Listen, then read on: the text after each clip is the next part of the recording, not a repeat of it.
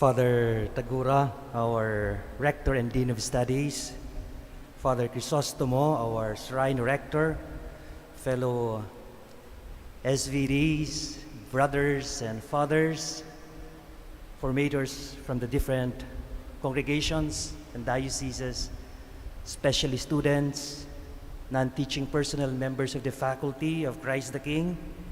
Thank you for inviting me to preside over this opening Mass, being new member of Christ the King Seminary. And I would like to reflect about the natural action of God, which is raising up the lowly, lifting up the poor. That's the very natural activity of God. Today, we celebrate not so much of the Assumption of the Blessed Mother as we turn our gaze on the Blessed Mother who is raised up, body and soul, to the highest heavens. Let us pay attention to the bigger picture, the God who is working, lifting up the lowly. Just as the Blessed Mother was immaculately conceived, body and soul, so Mary, both body and soul, at the end of her earthly life, would never be separated and would be lifted up to heaven. The better way, therefore, to understand the solemnity of today is to go back at the beginning of the life of the Blessed Mother to understand the end of her life, the beginning and the end. And so we have the first reading of today taken from the last part of the Bible, Revelation, the end time. We have a woman in the sky clothed with the sun. And this woman is about to give birth to a son. And there is a red, huge dragon wanting to devour the son. Is this scene not familiar? Yes, this is a familiar scene.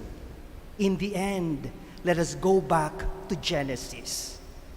We have God out of the lowliest creature, the soil, stooped down and took away something from the soil and created a woman.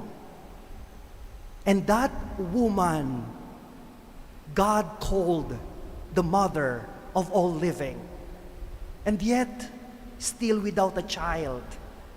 And there is a serpent, and this serpent tempted this fragile woman, this weak woman made out of the soil. What we see in Revelation, a woman coming from the ground but now residing, as it were, in the sky, clothed with the sun, and with a child who is identified by the second reading as Jesus Christ. And we see a full-blown serpent, no longer crawling, but a dragon, trying to devour the woman. But because the woman now is with a child as the mother of all living, this woman will never give in to the temptation. And so, this is our hope. This is what we celebrate. This woman now who is not giving in to temptation because of the child of the Son is the woman in the responsorial psalm who is the queen standing in gold of Ophir. She is the woman bearing light in her in the gospel, who in bearing in her womb the light, Jesus, ran in haste to the hill country of Judea, looked for the darkness of her cousin who is barren, And out of the barrenness comes the light that she brings.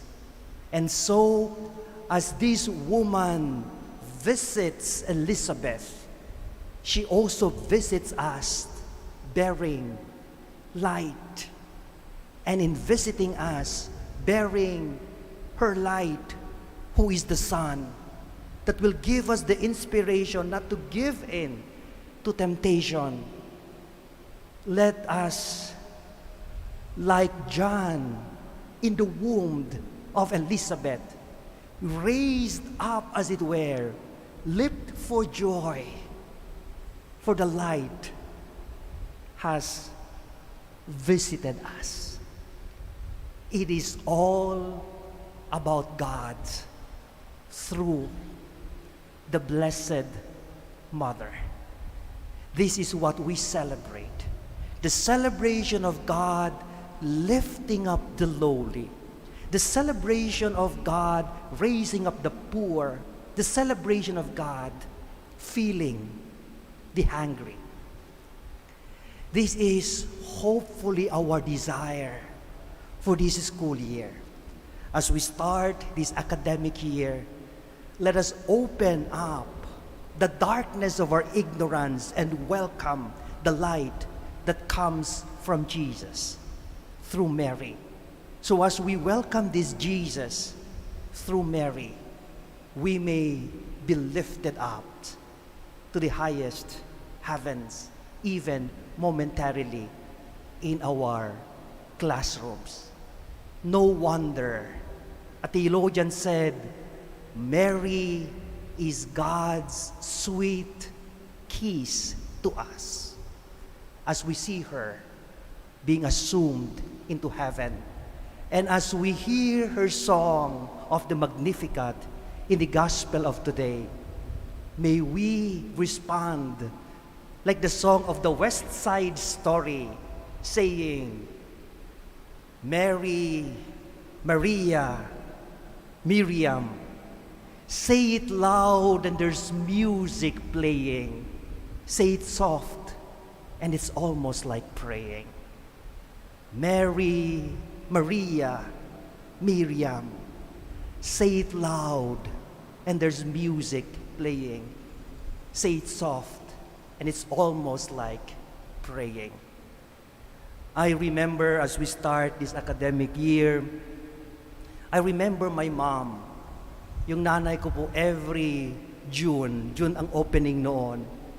Every time na she would recycle our notebooks, bata pa po kami, at kukunin niya yung mga hindi pa nagamit na notebook, tapos tatahiin po niya.